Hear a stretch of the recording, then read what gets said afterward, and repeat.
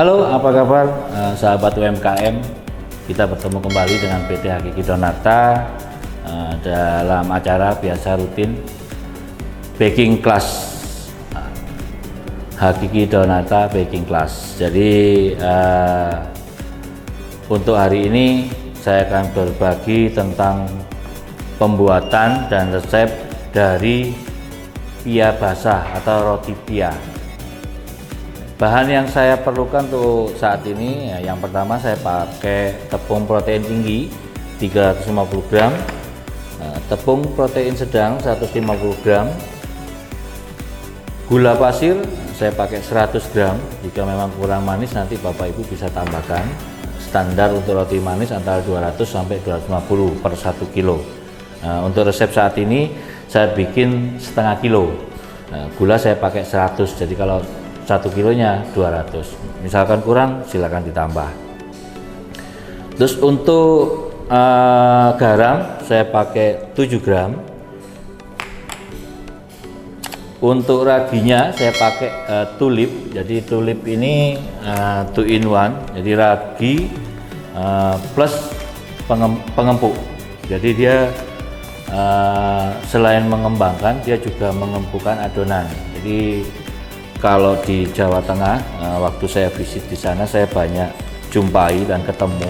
Tapi kalau misalkan Bapak Ibu di rumah sulit dapetin produk ini, di Tokopedia, di Shopee, ketik Hakiki Donata nggak nemuin, terus nyari toko bahan kue juga nggak dapet, Bapak Ibu bisa pakai Etna Bread Improver, itu pakai 8 gram dengan Pak Maya ragi instan 10 gram. Ini alternatifnya. Kalau dapat tulip 3 in 1 ya lebih simpel lagi. Tapi kalau nggak dapat, bisa pakai Etna Bread Improver-nya 8 gram, Pak Maya ragi instannya pakai 10 gram. Jadi untuk tulip 3 in 1-nya saya pakai 15 gram. Jadi lebih efisien sedikit karena dia udah jadi satu semua. Untuk bahan-bahannya seperti biasa kalau saya bikin roti manis semuanya masuk, bahkan kalau teknik lama garam kan terakhir, kalau saya semua saya masukin. Jadi semuanya kita masukin. Tepung protein tinggi, protein sedang masuk jadi satu, garam juga langsung masuk, gula pasir masuk, kecuali margarin ya. Nanti kita margarinnya pakai Marmila, nah itu seperti biasa umum kita masuk di terakhir. Tulip 3 in 1 masuk. Setelah itu saya juga kebetulan udah siapin air. Nah, air ini kita usahakan airnya dingin. Kalau nggak susah air dingin ya air biasa 150 gram, es batunya 150 gram. Tapi kalau airnya dingin ya udah pakai air dingin 300 gram total. Ini langsung kita mixer.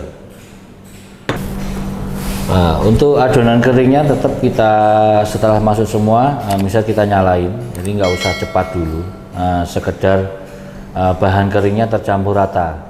Setelah itu baru untuk air yang 3 gram kita masukkan. Bisa bertahap boleh, langsung masuk juga boleh kalau memang takarannya sudah yakin pas. Tapi kalau benar-benar ikutin metode saya dengan berat yang sama, masukin semua juga tidak masalah karena hitungannya sudah saya sesuaikan per satu resepnya air atau es batunya. Perbedaannya hanya mungkin kalau kita ngalami tepung ini tepung baru, biasanya dia akan lebih lembek, tapi kalau tepungnya tepung lama dia lebih kering karena tepung yang masih baru dia pada umumnya menyerap banyak air. Di kandungan tepung gandumnya dia masih istilahnya itu basah atau lembab. Jadi terkadang kita juga harus tahu itu kalau tepungnya tepung baru, untuk jaga-jaga air jangan sampai dimasukin keseluruhan, mungkin bisa disisain 50-100 gram itu buat jaga-jaga biar adonan kita nggak terlalu lembek. Ini adonan terus di mixer terus sampai nanti dia udah gulanya larut, jadi tepungnya sudah mulai agak elastis atau istilah dalam bakery itu kalis. Nah itu baru nanti margarin bisa dimasukkan. Setelah mendekati mau kalis seperti ini, baru kita masukkan. Saya punya margarin Marmila. Jadi ini margarin pertama di Indonesia, apalagi dijual secara kemasan saset. Margarin dengan cita rasa aroma susu vanila. Jadi biasanya untuk kue kering cakep banget, recommended. Jadi untuk roti kering, untuk topping Meksiko atau topping-topping yang di atasnya biasanya untuk roti manis modern supaya crunchy kering. Nah itu ada aroma susunya, ada aroma vanilanya, pakailah Marmila. Jadi untuk saat ini akan saya pakai buat campuran adonan pia basah saya atau roti pia saya. Ini langsung kita masukkan aja dengan berat 165 gram per setengah kilonya ya. Dimasukkan aja, setelah itu bisa diputer. Yang pertama ya otomatis kalem dulu. Yang penting dia larut dulu, baru setelah dia larut kecepatannya bisa tambah. Nanti setelah adonan ini mencapai pada titik kekalisan, saya pernah ajarkan tipnya, jadi nggak perlu diambil, diolol-olol atau ditarik-tarik, kita tarik kayak karet itu sebenarnya nggak perlu juga kayak gitu. Dilihat aja, kalau dia nggak nempel di bodi panci mixer, dia udah lepas kayak tadi sebelum saya masukin margarin Marmila. Nah, itu udah kalis. Apalagi kalau mesin ini kita matikan, kulit bagian luar roti atau adonan itu mengkilap, itu udah pasti kalis. Untuk menjaga supaya dia jangan sampai overmix, nah, kita sering-sering pegang di luar pancinya. Mixer yang besar juga bisa, pegang aja, tahan dia, jangan sampai dia panas. Makanya kenapa kita butuh air dicampur es batu atau air es atau air dingin. Fungsinya apa? Supaya adonan ini nggak cepat panas. Karena kalau adonan ini panas, kita mau pakai bahan apapun itu percuma. Istilahnya itu overmix. Jadi kalau sudah start awal udah overmix, mau pakai unsalted butter kek, mau pakai ragi yang mahal kek, semuanya pasti rusak. Jadi untuk teknik pembuatan roti manis, roti tawar, apapun adonan yang menggunakan ragi, selain bahannya memang harus berkualitas, tekniknya harus benar. Jadi saran saya untuk Bapak Ibu yang punya usaha di rumah UMKM, jika punya karyawan, punya pekerja, tolong selalu diingatkan mereka jangan asal-asalan. Karena kalau mereka asal-asalan mau pakai bahan apapun, saya jamin hasilnya juga bakal jelek. Karena saya pernah ngalamin itu semua. Nah ini udah mendekati, nanti kalau dia udah kalis, di bodi sudah mengkilap, jadi kayak seperti ini. Dia udah nggak nempel lagi ke pancinya. Terus waktu kita matikan, kulit luarnya itu akan mengkilap. Sampai seperti itu, baru setelah itu seperti biasa kita bikin roti manis, kita ambil, kita taruh ke panci atau taruh di meja, kita istirahatkan. Tapi kalau bikinnya banyak, misalkan dalam sekali produksi 5 kilo, bakernya atau yang bikin cuma 1 orang 2 orang, saran saya nggak udah di resting time. Jadi naik ke meja langsung aja potong, nggak apa-apa. Dipotong, ditimbang. Kenapa? Dari proses kita potong, kita nimbang. Nah itu udah sama seperti resting time, jadi waktunya pasti panjang karena 5 kilo. Tapi kalau cuma di bawah 1 kilo itu memang kita butuh resting, karena itu kesempurnaan adonan ada di sana. Kita butuh adonan itu untuk istirahat. Nah ini udah mulai mendekati kalis, jadi dia mulai nggak lengket ke panci. Nah, nanti waktu saya matikan seperti ini, nah ini nanti dia akan muncul mengkilap di kulit ini, dan lapisan di atasnya ini halus. Nah itu udah pasti kalis. Setelah adonan kita istirahatkan, nah, seperti ini, jadi kita juga perlu kita tutup plastik atau lap kering atau lap lembab, atau kasih air dikit terus taruh di atasnya. Kalau nggak ada lap bisa pakai plastik apapun seperti ini. Ini baru bisa kita proses untuk kita timbang sesuai dengan berat yang kita inginkan.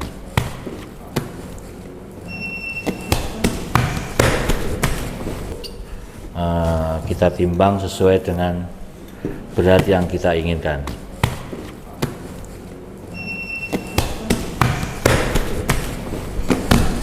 Saya akan bikin dengan berat 40 gram. Jadi kalau memang Bapak Ibu sahabat UMKM mau bikin lebih dari 40, silakan. Atau ya, resep ini mau dipakai untuk roti manis biasa yang jual murahan itu juga bisa.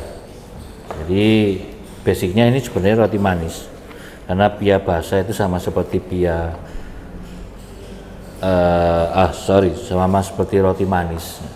Cuma nanti ada perbedaan di teknik cara pengovenan saja. Jadi nanti di proses pengovenan akan agak beda dikit daripada kita bikin roti manis. Dia akan saya coba bikin contohnya 4 dulu. Kita bulatkan aja.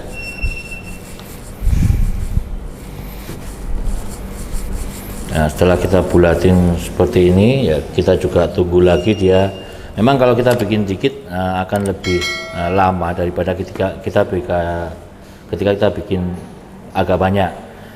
Jadi apalagi adonan mungkin dingin, nah itu memang kita harus sabar itu. Jadi adonan ini akan kita tunggu agak mengembang sedikit, baru akan saya isi dengan isian. Akan saya simpan dulu agar lebih mengembang.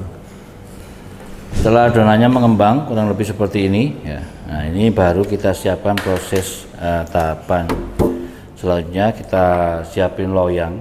Karena saya bikin cuma sedikit, saya pakai loyang kecil. Loyang kita pastikan bersih. Tapi kalau misalkan loyangnya Bapak Ibu baru beli, saya kasih saran cuci sampai bersih, habis itu di oven. Jadi di oven biasa gini aja, jangan sampai loyang baru atau setelah dicuci langsung dipakai. Biasanya nanti akan bermasalah di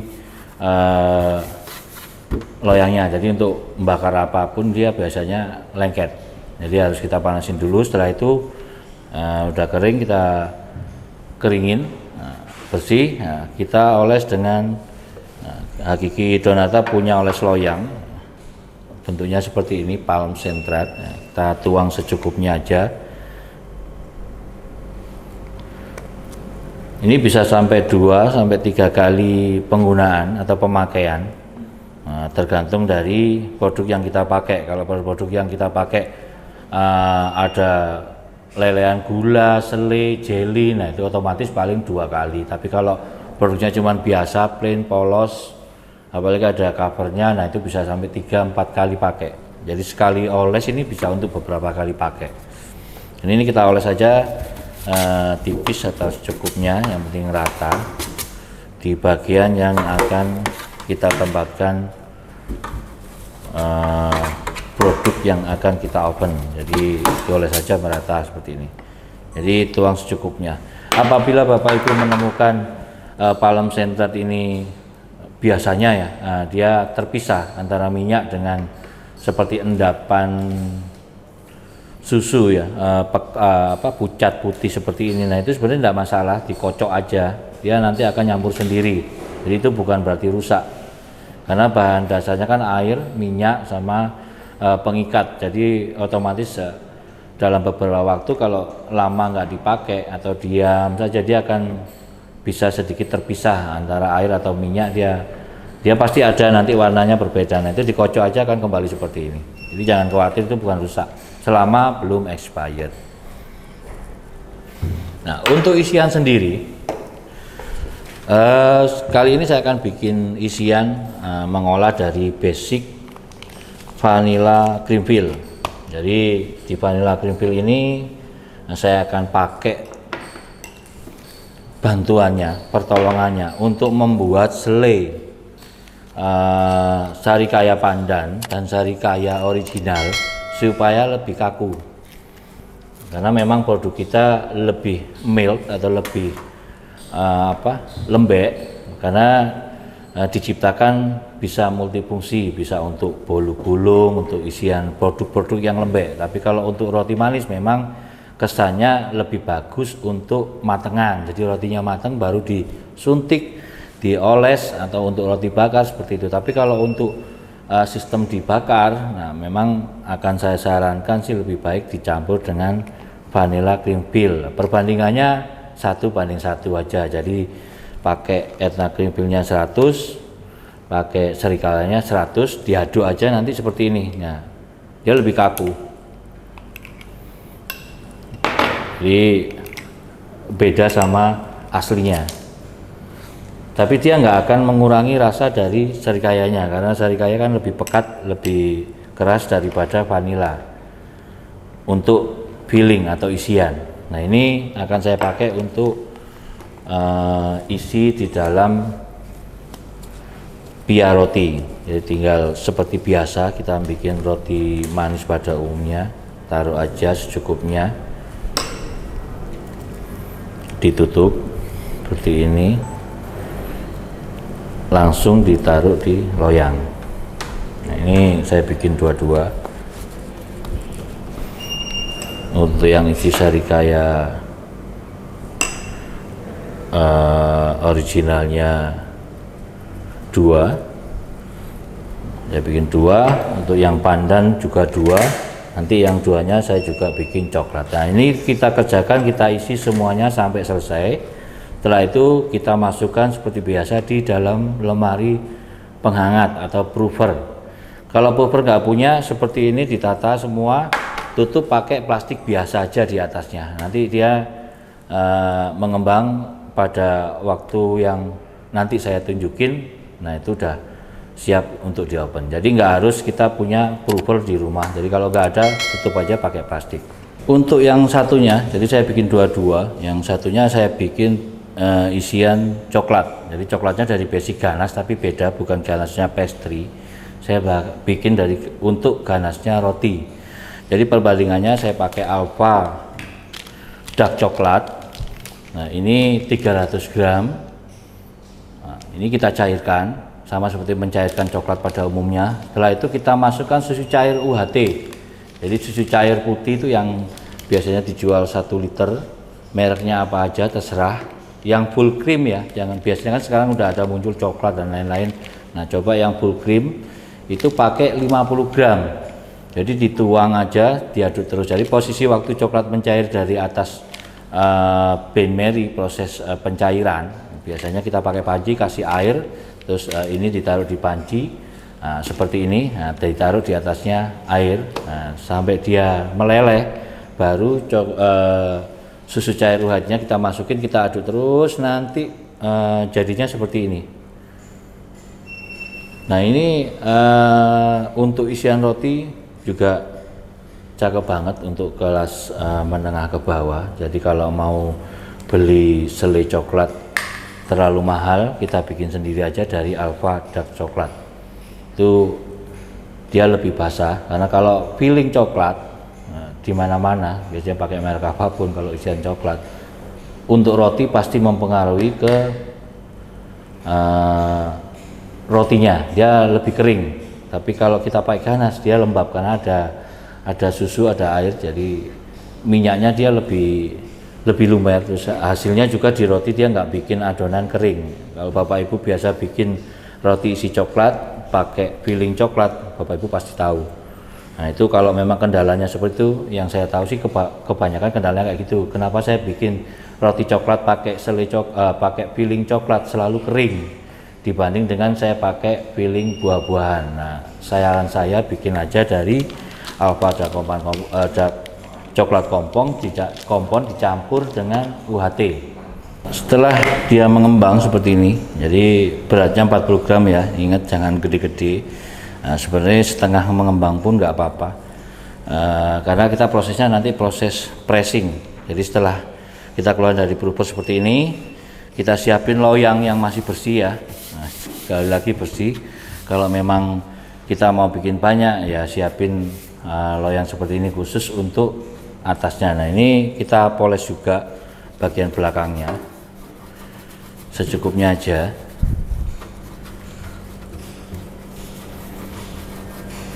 Setelah itu kita taruh di atas rotinya.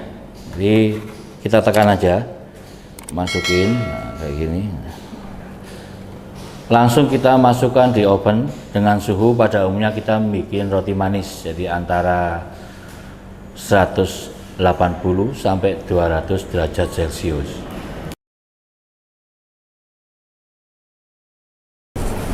Nah, oke, Bapak Ibu, udah jadi pia rotinya seperti ini. Jadi kalau yang domisili atau Bapak Ibu yang orang-orang Jawa Timur pasti nggak kaget, karena ini di sana cukup cukup menjanjikan sekali, karena selain adonannya murah, isinya juga bisa isi apa aja. Kebetulan hari ini saya bikin dengan metode atau isian lebih ke sarikaya sama coklat dua. Jadi kalau misalkan mau bikin sendiri pakai isian kacang hijau silakan, pakai isian yang lainnya keju, mau yang lain-lain juga silakan. Yang jelas saya berbagi di sini untuk membagikan tip atau cara penggunaannya atau cara pembuatan produk yang bisa dijual di pasar-pasar umum tradisional. Jadi nggak harus melulu mengandalkan dengan toko. Jadi kalau misalkan Bapak Ibu yang punya outlet atau punya store bakery, ini mau dijual di toko juga, ini juga nggak masalah. Kenapa? Bakery modern yang dari Singapura, dulu saya pernah bergabung di sana juga, mereka juga jual seperti ini, cuman isinya beda memang. Waktu itu isinya talas, jadi talas, ubi ungu seperti itu pakai isi di dalamnya. Ini memang kalau orang-orang Singapura nggak asing roti-roti seperti ini. Jadi triknya cuman waktu ngopen langsung ditimpa dengan loyang. Kalau kurang berat nanti dikasih pemberat apapun. Setelah selesai kelihatan merah, atasnya itu diambil, habis itu rotinya dibalik semua. Tapi kalau kita bikinnya nanti banyak, tinggal langsung seperti kita bikin bolu gulung atau lapis Surabaya yang skala besar, tinggal langsung loyang yang besar ukuran sama, taruh di atasnya langsung dibalik. Nah itu yang udah masal, sehari sampai ratusan bahkan ribuan. Jadi biasanya untuk di pasar seperti ini, terus dikemas sama plastik, dijual di orang-orang jual kue-kue basah biasanya kalau pagi, seperti itu. Jadi teksturnya seperti ini, jadi dia mirip memang seperti roti. Jadi selainya kita juga yang pandan kita pakai, jadinya seperti ini. Jadi ini roti pia yang kalau di Jawa Timur cukup menjanjikan juga untuk sebagai usaha di bidang roti yang belum mempunyai toko. Semoga untuk pertemuan kali ini sekali lagi menambah inspirasi, menambah sesuatu yang baru buat Bapak Ibu, terutama yang masih mau masuk ke UMKM belum punya toko. Nah ini cocok banget untuk dibikin di rumah, dikemas plastik, bisa ditaruh di toko-toko kelontong. Tentunya kosnya pasti murah. Nah, nanti tertera di sini, bisa dilihat langsung di bawah. Kalau memang ada kendala atau problem saat pembuatan, langsung aja DM ke akun Hakiki Donata di Facebook. Nah, nanti saya sendiri yang jawab. Jadi kalau memang waktunya nanti agak panjang, saya harus jelasin banyak, terus harus ada foto, nanti biasanya saya akan kasih nomor handphone WA saya. Jadi saya untuk UMKM bukan hanya menawarkan produk, tapi kita juga memberikan solusi. Untuk produk-produk PT Hakiki Donata, di setiap toko bahan kue di kota terdekat Bapak Ibu, kita semuanya sudah ada. Tapi kalau misalkan masih ada kesulitan mencari, bisa melalui Tokopedia atau Shopee, tinggal masuk aja, ketik Hakiki Donata, produk-produk kita untuk yang eceran, yang beli kecil-kecil ada di sana. Tapi kalau untuk permintaan besar, Bapak Ibu bisa DM, kasih nomor telepon, alamat, kota. Nah, nanti teman-teman kita dari kalangan sales sesuai dengan area kota masing-masing akan membantu supaya produk Hakiki Donata bisa sampai di tempat Bapak Ibu di rumah. Jangan lupa selalu saksikan aktivitas saya setiap hari Sabtu dan Minggu di Facebook. Saya juga ada di YouTube, tinggal ketik aja Hakiki Donata. Video-video saya dari awal season awal sampai hari ini, untuk saat ini semuanya ada di sana. Termasuk juga rekan-rekan saya dari Baker di Instagram, mereka juga aktif setiap hari Rabu, Kamis, dan Jumat jam 3 sore. Untuk saya sendiri hari Sabtu jam 9 pagi, minggunya jam 3 sore. Jadi jangan sampai kelewat, karena saya selalu berbagi sesuatu yang pastinya akan sangat membantu Bapak Ibu di rumah. Sekian dari saya dan terima kasih, sampai bertemu kembali.